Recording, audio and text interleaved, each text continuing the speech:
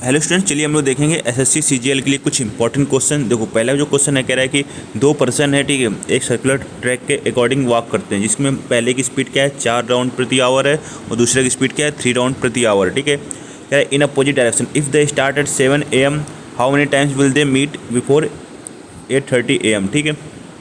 देखो, relative speed निकालते हैं तो वो क्या करते हैं ना, अपोजिट डायरेक्शन पे। तो अपोजिट डायरेक्शन पे तो हमेशा रिलेटिव स्पीड क्या होगी, ऐड होगी। तो पहले 4 उसकी थी, दूसरे वाले की 3 थी, तो 4 3 7, ठीक है, कोई दिक्कत नहीं। अब ये क्या है, इसको कितना टाइम लग रहा है, 7 और 8:30 के बीच कितने डिफरेंस है, 1.5 आवर का। बस यहाँ पर 1.5 आवर से मल्टीप्लाई करते हैं, 15 7 105, ठीक है। तो हम लोग 10 वाली वैल्यू जो ले लेंगे वो 10 आ जाएगी। समझ में आ गया।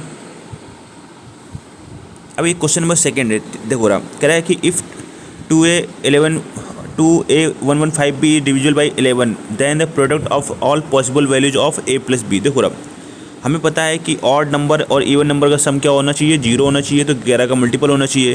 तो यहाँ देखो b + 1 + a, तो यानी 1 + a + b, ठीक है, माइनस।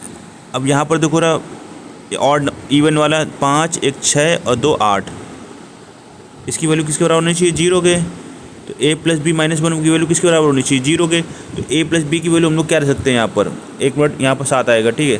तो a + b की वैल्यू एक क्या हो सकती है, 7 हो सकती है। और दूसरी वैल्यू क्या हो सकती है, अगर यहाँ पर ये 18 हो a + b, ठीक है, किसी तरह जोड़ कितना हो जाए 18, 18 में 7 जाएगा 11, तब भी क्या होगा, डिवाइड होगा ना। 18 में 7 अगर चला जाएगा तो 11, तब भी ये 11 का मल्टीपल होगा। समझ नहीं आ रहा। तो यहाँ पर जो मैक्सिमम वैल्यू क्या है, एक तो 7 हो सकती है, दूसरी कितनी हो सकती है 18। तो 18 7 कितना हो गया, इन्हीं का पूछा रहा है मल्टीपल, ठीक है। Product of all possible values of a + b, a + b की ऑल पॉसिबल वैल्यू। तो a + b की एक वैल्यू 7 हो सकती है, दूसरी क्या हो सकती है a + b की वैल्यू 18 हो सकती है, इन्हीं का क्या है मल्टीपल, 126 आ जाएगा।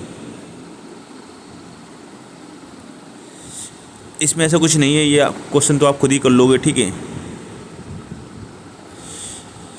क्वेश्चन नंबर 4 देखते हैं, ठीक है। A person takes a loan of रेस्ट 3,80,000 at 10% per annum simple interest. After 1 year he pays 20,000 towards principal. Find the effective rate of interest after 2 years, ठीक है।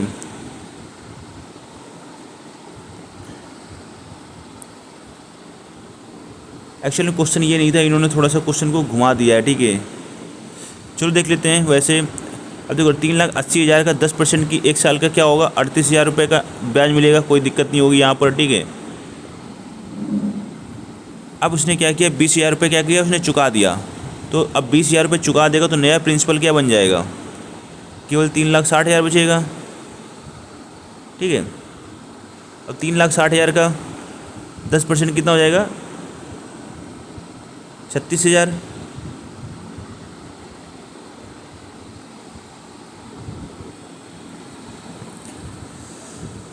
तो टोटल आपका जो SI आ जाएगा वो कितना आ जाएगा, 38 से 74 और 30 कितना हो जाएगा, 38 से 44 30 74,000, ठीक है। अब समझो रहा, अब आपको 3,80,000 क्या दिया था, उधार दिया था, ठीक है, और आपको 74,000 क्या मिल गया, ब्याज मिल गया। तो 4 8 से 15 4,54,000, ठीक है। तो इसने जो पूछा है, ठीक है, फाइंड द इफेक्टिव रेट, ठीक है। तो इफेक्टिव रेट मतलब क्या है, अब 74,000 का जो ब्याज मिला है वो 4,54,000 का कितना % होगा, बेसिकली ये क्वेश्चन पूछा हुआ है, ठीक है। तो इंटू 100 कर देंगे, तो 74,000 से 3 जीरो ये गए, ठीक है। अब बस काटा पीटी अगर मचाओगे तो ये आपका लगभग 17% के आसपास आएगा, ठीक है। तो यही आपका आंसर करेक्ट है। तो SSC CGL के तो कोई मोस्ट इंपॉर्टेंट क्वेश्चन थे जो हमने आपको करा दिए हैं।